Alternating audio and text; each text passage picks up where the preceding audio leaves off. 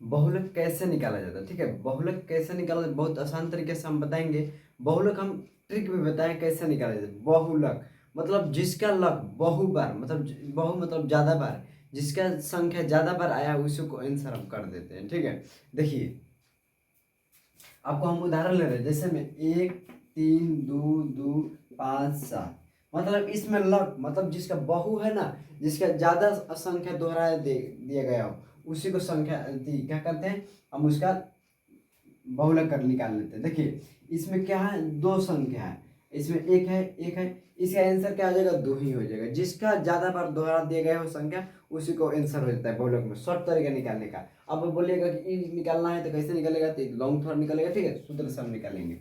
अब आइए हमारा सूत्र क्या होता है, पहले हम सूत्र जानेंगे। ठीक है, यहां से हम चलेंगे कि देखिए सूत्र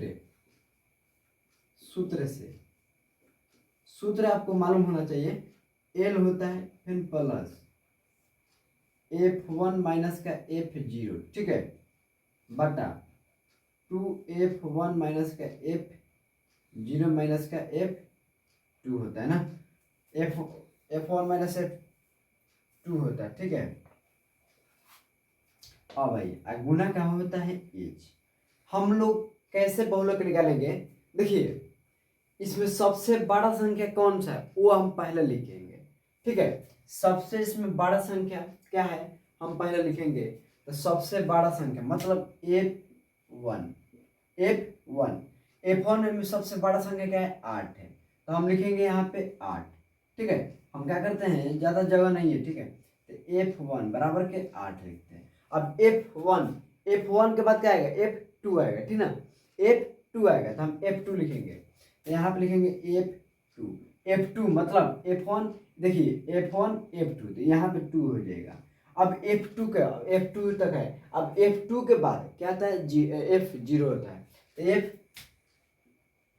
F0 लिख लेंगे। तो F0 का वैल्यू कितना है, 7 है, तो यहाँ पे हम क्या करेंगे, 7 निकाल लेंगे।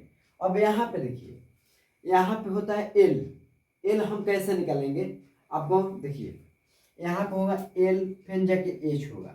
कैसे कि हम लोग का अभी दो निकालना है, एल और एच। तो पहले एल का मान कैसे निकालता है, देखिए जिसका संख्या बड़ा उसी में से हम क्या करते हैं, देखिए इसका संख्या क्या है, बड़ा, तो इतना अंतराल पहले हम देखेंगे कि अंतराल कितना का है। देखिए 1 3 तो मतलब 2, फिर 3 2 5 2 का, फिर 5 2 7 2 का, फिर 9 2 2 का, फिर 9 11 2 11, मतलब 2 का अंतराल है। अंतराल मतलब हाइट, एच लिखा था 2 का अंतराल, एच का 2 हो गया।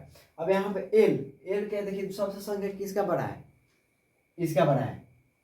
ठीक है, तो इसमें से क्या होगा, इसका अगला क्वेश्चन ये ले लेते हैं, इसका क्या होगा, 3 हो जाएगा। अब हम क्या करेंगे, आसान तरीके से हम सूत्र पर बैठा लेंगे। तो देखिए एल है, तो एल का वैल्यू कितना है, 3 है, तो यहाँ पे हम 3 कर लेते हैं प्लस F1 कितना है, 8 है, 8 माइनस F2 F0 कितना है, 7 है, तो 7 कर लेंगे बटा अब 2 गुना F1 का वैल्यू कितना है, 8 लिख लेंगे माइनस F0 का वैल्यू कितना है, 7 माइनस F2 का वैल्यू कितना है, 2 है। ठीक है, अब गुना एच का वैल्यू कितना है, 2 है।